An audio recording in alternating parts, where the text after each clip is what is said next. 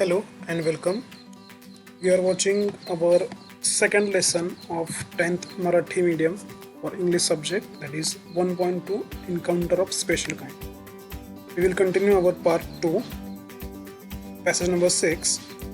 Without losing any time, I gathered a stout stick in one hand and hurled a piece of stone at the marauding langur.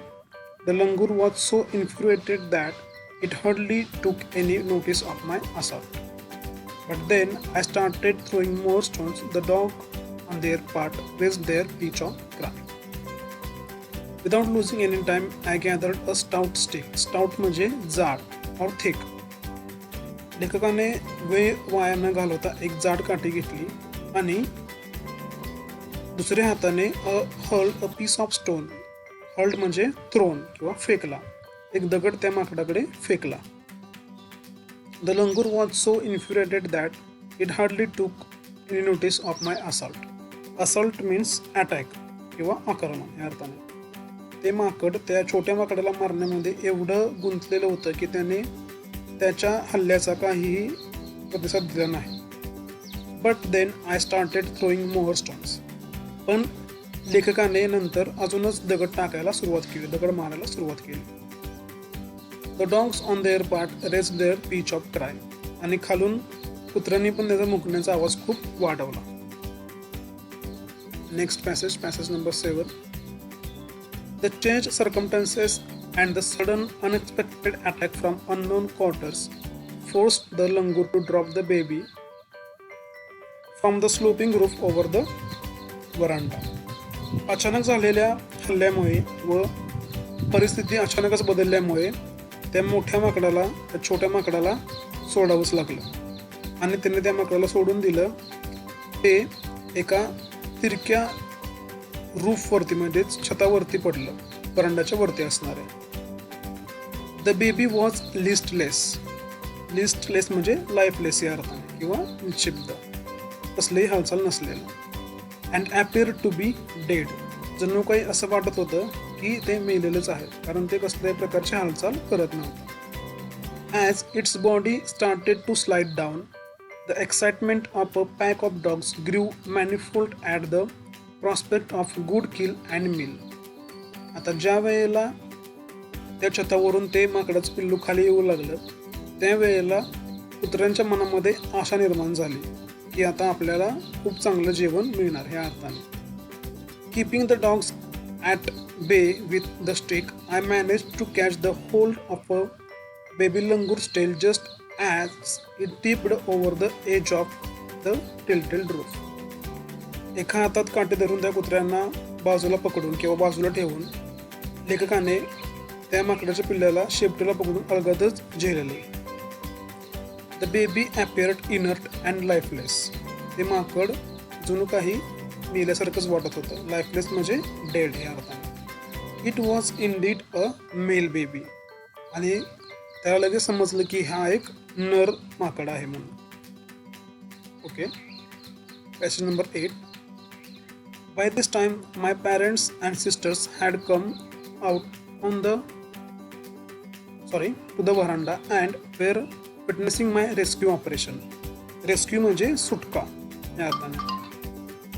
तर तेवढ्या वेळामध्ये लेखकाचे आई वडील आणि बहीण तिथे आले होते आणि ते सगळ्या सुटकेचं जे त्याचं चाललं होतं ऑपरेशन म्हणूया आपण, किंवा एक प्रकारची क्रिया, त्याची धडपड काय जे असेल ते माकडाला वाचवण्यासाठी ते सगळं बघत होते. Some of our neighbours had also gathered in the distance. आणि आसपासचे काही शेजारी पण तिथे आलेले होते. I took the baby langur to our backyard and gently laid him on the floor inside the poultry coop.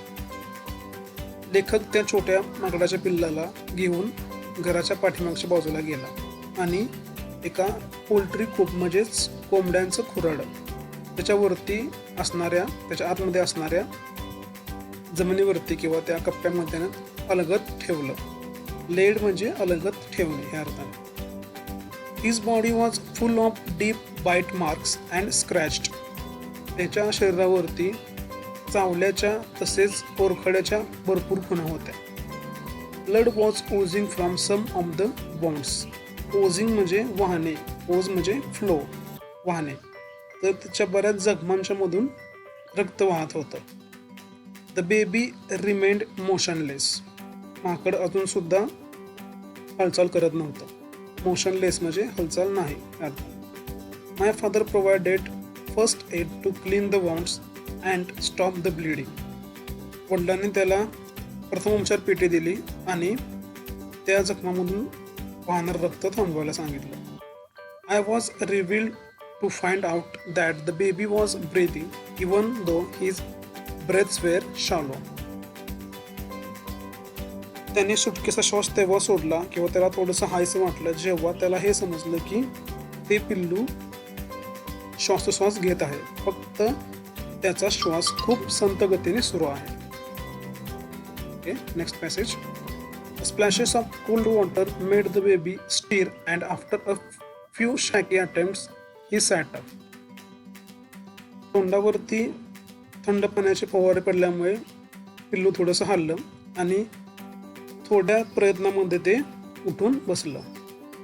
He was in a state of shock and started trembling like a leaf in a wind.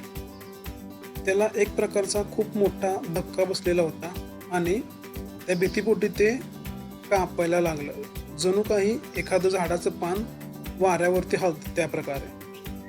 His two little twinkling eyes welled up with tears and he started to sob with a muffled cry, just like a human child would after experiencing a trauma.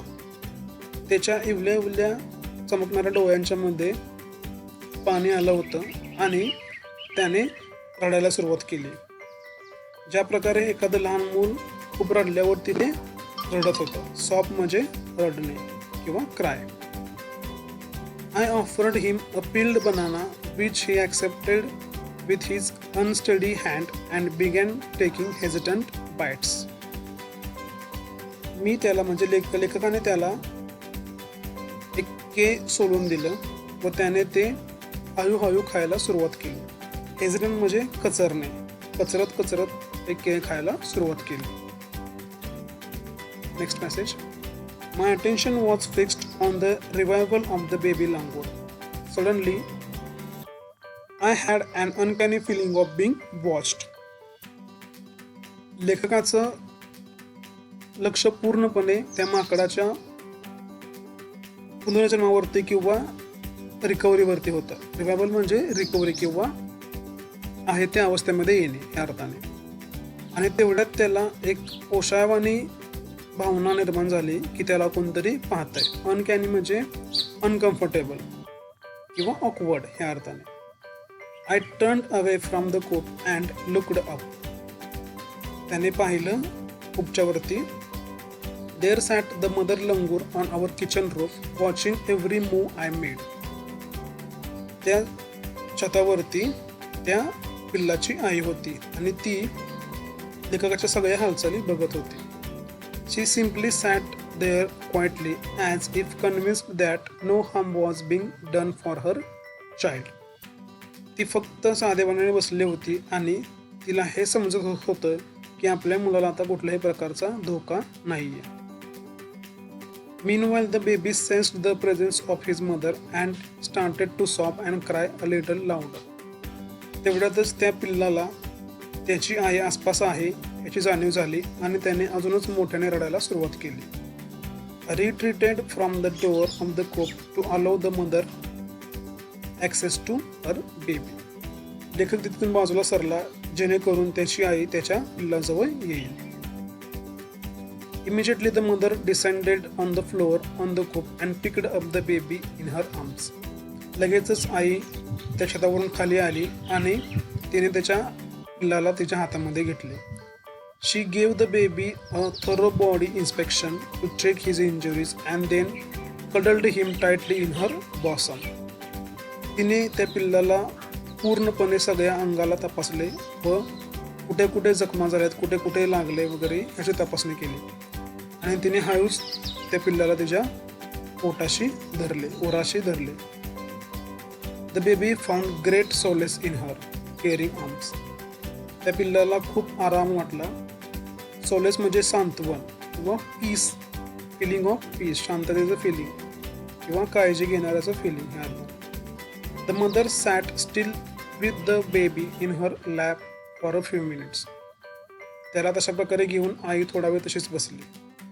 It was almost as if she was pondering over her options and trying to figure out how शी कुड keep the baby safe from a further assault. जणू काही ती ह्या गोष्टीचं विचार करत होती की इथून पुढे कुठे जायचं आणि अशा प्रकारच्या हल्ल्यापासून माझ्या पिल्लाला कसं वाचवायचं. Next message. For a few seconds the mother langur looked straight into my eyes. Even today I cannot forget that look in her eyes, showering silent gratitude on me for saving her child. काही सेकंदासाठी त्या आईने लेखकाच्या डोळ्यामध्ये पाहिलं. Even today I cannot forget that look in her eyes. लेखक म्हणतोय की मी अजून सुद्धा ही गोष्ट विसरू शकत नाही. Showering silent gratitude on me for saving her child.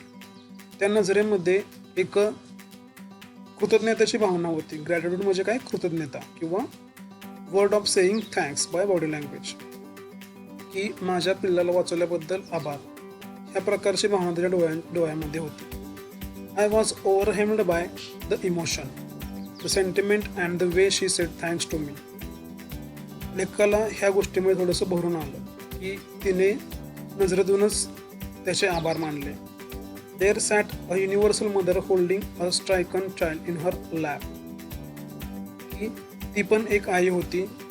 आई ही आईच असते ह्याची जाणीव त्याला झाली. ती कोणतीही असो, माणसाची असतो किंवा जनावरांची असो. Then in a flash she jumped with her baby clinging to her belly and reached our kitchen roof. तेवढ्यातच तिने त्या बाळाला घेऊन उडी मारली तिच्या किचनच्या छतावरती आणि ते पिल्लू तिच्या पोटाला धरून बसलेलं होतं. बेली म्हणजे पोट.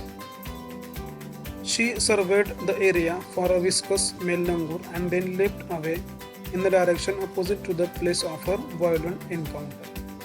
तिने थोडा वेळ पाहणी केली आणि ज्या मार्गाला ते मोठं माकड गेलं होतं त्याच्याबरोबर विरुद्ध दिशेला ती निघाली. Last passage. The brief meeting with the mother and the baby langur convinced me that interspecies communication and mutual trust is indeed a reality.